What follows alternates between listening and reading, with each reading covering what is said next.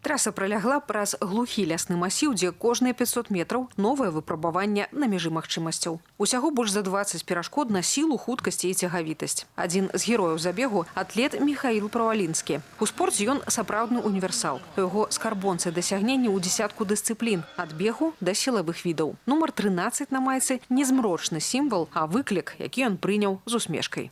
Чертова дюжина, ну знаете, все, что не убивает, делает сильнее. Поэтому будем верить, что такое вот число принесет мне наоборот удачу и поможет. Хочу показать лучший результат. Хоть и первый раз, многого не знаю, дистанция незнакомая, но буду стараться.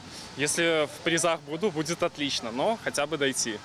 Рысіная сцежка аб'яднала аматараў спорту з розных куткоў Беларусі. Сярод удзельнікаў і сямейная пара з Мінска, для якой гэта спосаб праверыць пачуцці на трываласць. Разам яны прайшлі праз балоты, вадзяныя перашкоды і сілавыя этапы, каб упэўніцца, калі побач надзейны партнёр, любы экстрым ператвараецца ў захапляльную прыгоду. На этих соревнованиях впервые узнали через сайт, на котором мы все время регистрируемся на разного рода такие соревнования. Великолепно. Великолепно, супер просто. Да, вы же видите. Особенно водичка. Очень мокро.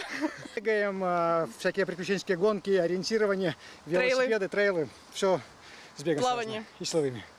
За гэтай відовішчнасцю маштабная падрыхтоўка. Каб пазбегнуць затораў на перашкодах, арганізатары выкарысталі прынцып гандыкапу, а за бяспекай на кожным этапе сачылі дзесяткі суддзяў і валанцёраў. Аднак галоўны поспех турніру – гэта рэкордная цікавасць да яго удзельнікаў. Учитывая то, что сейчас прекрасная погода и много жителей нашего замечательного города на пляжной зоне находится, поэтому мы ее усилили в этом году для того, чтобы люди посмотрели, что это за мероприятие.